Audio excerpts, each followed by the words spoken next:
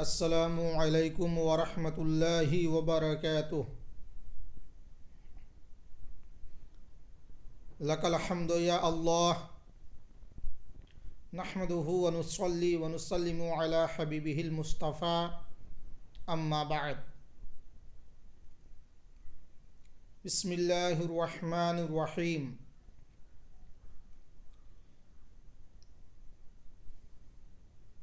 باب الاخلاص و احضار النیت فی جمیع الاعمال والاقوال والاحوال البارزۃ والخفیہ۔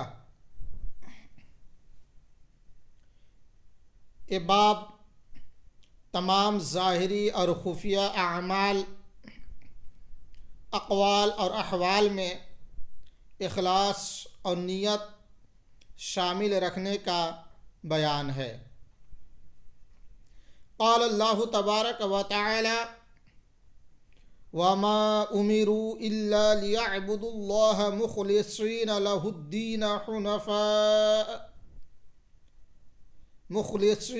الدين حنفاء ويقيموا الصلاة ويؤتوا الزكاة وذلك دين القيمة۔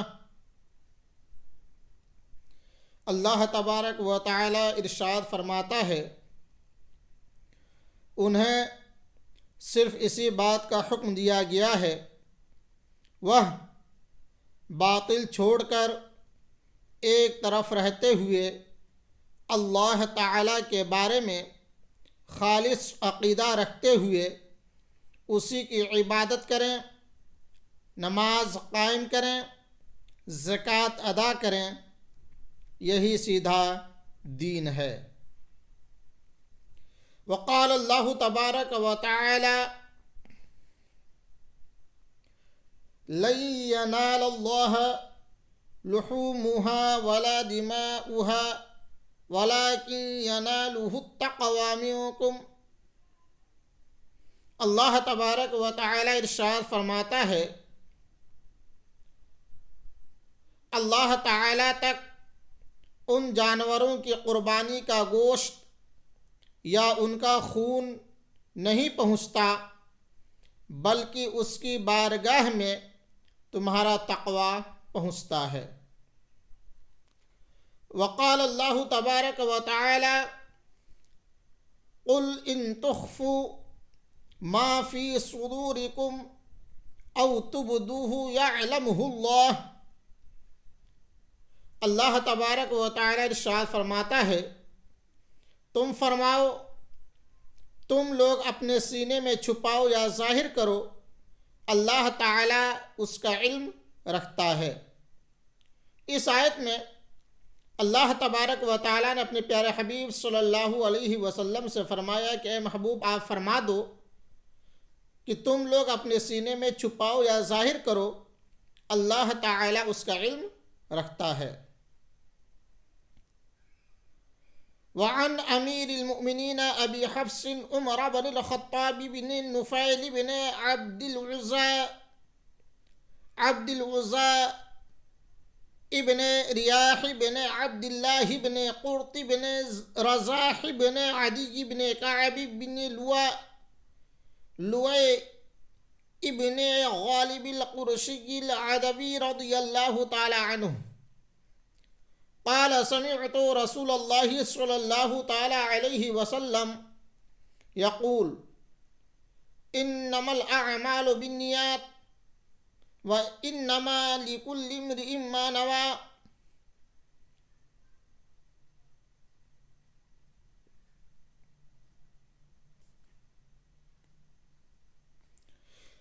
فمن كانت ہجرته الى اللہ ورسولہ فہجرته الى اللہ ورسولہ، ومن كانت ہجرته لدنیا يصيبها او امرأة ينكحها فہجرته الى ما هاجر الیہ،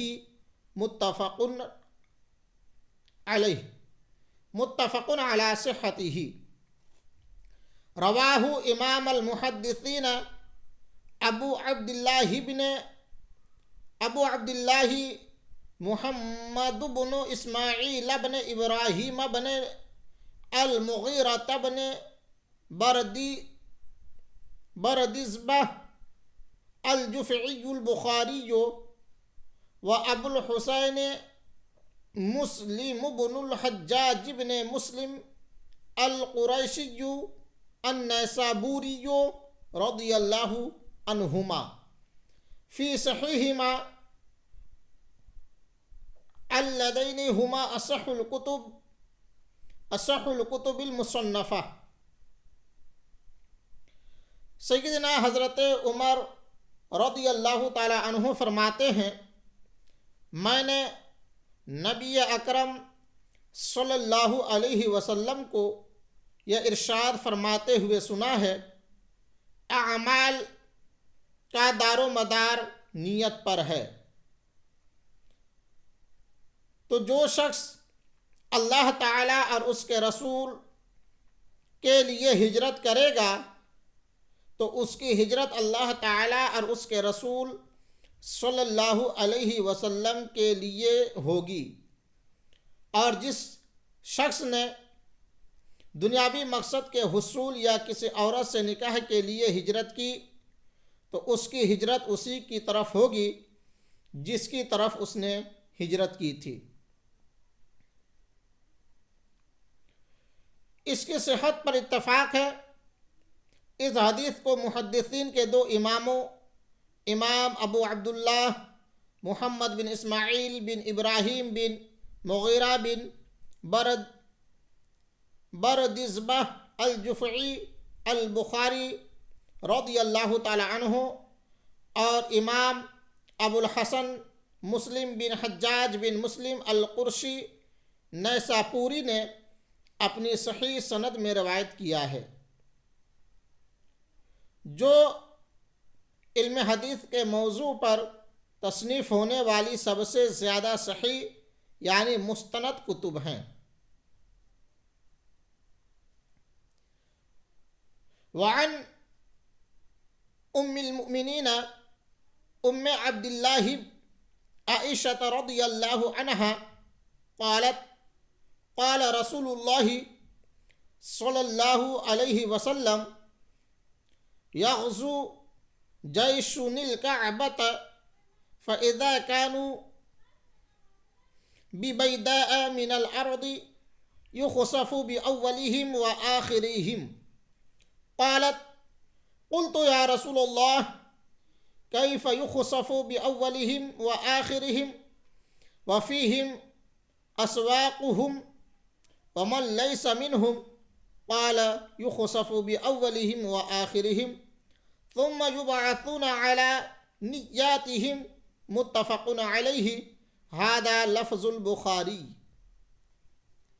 ام المؤمنین سیدہ عائشہ صدیقہ رضی اللہ تعالی عنہ بیان فرماتی ہیں کہ نبی اکرم صلی اللہ علیہ وسلم نے ارشاد فرمایا، ایک لشکر خانہ کعبہ پر حملہ کرنے کے لیے آئے گا، جب وہ چٹیل میدان میں پہنچیں گے تو ان کے آگے والے اور پیچھے والے یعنی سب لوگوں کو دھنسا دیا جائے گا۔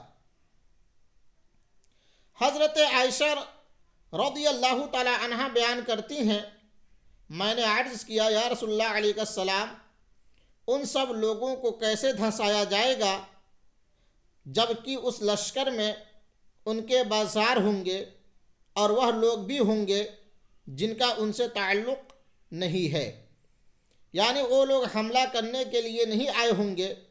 نبی اکرم صلی اللہ علیہ وسلم نے ارشاد فرمایا، ان سب لوگوں کو دھنسا دیا جائے گا، پھر ان کو ان کی نیتوں کے مطابق قیامت کے دن زندہ کیا جائے گا۔ متفق علیہ، اور یہ بخاری شریف کے لفظ ہیں۔